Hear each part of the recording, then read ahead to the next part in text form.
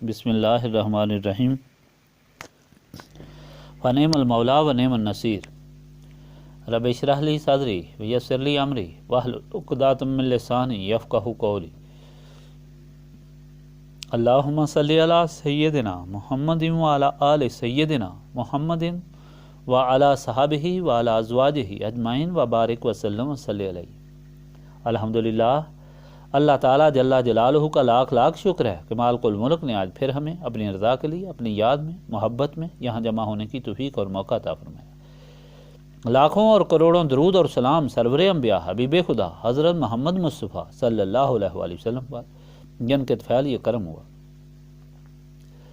سامعین کرام، اللہ تعالیٰ نے قرآن پاک میں ارشاد فرمایا ہے، وَإِذَا مَسَّ الْإِنسَانَ الضُّرُّ دَعَانَا لِجَنبِهِ أَوْ قَاعِدًا أَوْ قَائِمًا فَلَمَّا كَشَفْنَا عَنْهُ ضُرَّهُ مَرَّ كَأَن لَّمْ يَدْعُنَا إِلَىٰ ضُرٍّ مَسَّهُ كَذَٰلِكَ زُيِّنَ لِلْمُسْرِفِينَ مَا كَانُوا يَعْمَلُونَ۔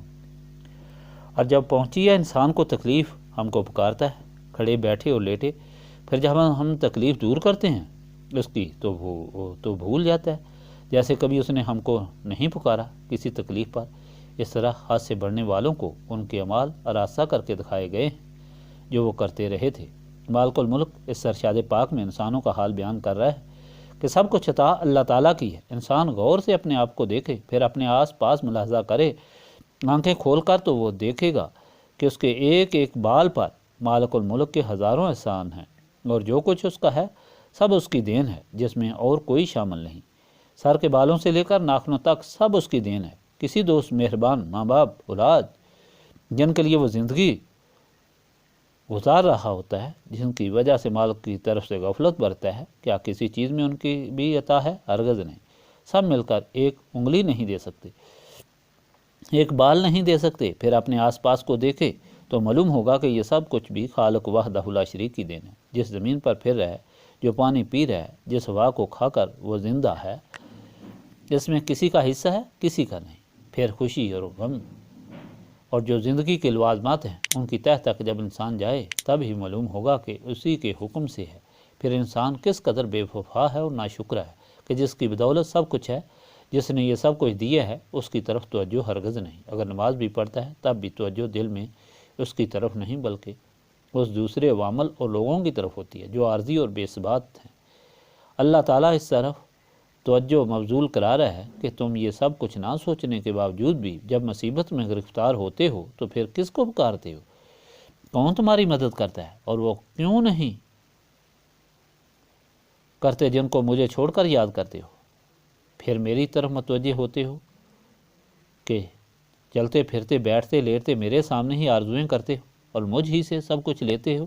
پھر بھی میرا رحم و کرم دیکھو کہ میں ہی تمہاری دستگیری فرماتا ہوں، میں ہی پہنچتا ہوں جہاں بھی تم ہوتے ہو، جس حال میں ہوتے ہو، اور تمہاری دستگیری کرتا ہوں۔ مگر اپنے اعمال کو ذرا دیکھو کہ جو ہی تکلیف رفع ہوتی ہے تو اس طرح بے وفا ہو جاتے ہو، اس طرح منہ پھیرتے ہو، اس طرح پھر دنیا اور دنیا والوں میں غرق ہو جاتے ہو جیسے تم نے مجھے پکارا ہی نہیں اور میں نے تمہاری مدد کی ہی نہیں، اور پھر میرے ساتھ تم نے منہ لگانا ہی نہیں۔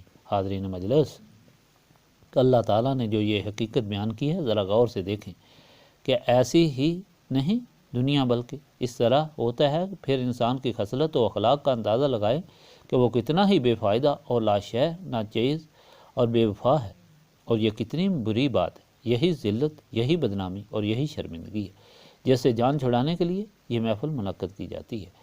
اس عطا کرنے والے کو کم از کم ہفتہ میں تو ایک بار مل کر یاد کریں، اس کی نعمتوں کا تذکرہ کریں، اس کی نعمتوں کا شکر ادا کریں، اور اس کی سب سے بڑی نعمت حضرت محمد صلی اللہ علیہ وآلہ وسلم پر درود بھیجیں، اور پھر اس کی بارگاہ میں التجا کریں کہ یا العالمین، ہم تو نفس اور شیطان کے ہاتھوں ہر لحظہ بہک جاتے ہیں، تو اپنے فضل و کرم سے اپنا صحیح بندہ بنا اور اس ذلت اور شرمندگی سے بچا جو تیری ذات پاک اور تیرے احسانوں کو بھولنے میں انسانوں کو پیش آتی ہیں۔ اس لیے صحیح انسان بننے کے لیے ایسی محفل ضروری ہے، اور اس محفل میں شامل ہونا خوش قسمتی ہے۔ اب شروع کریں۔ بسم اللہ الرحمن الرحیم۔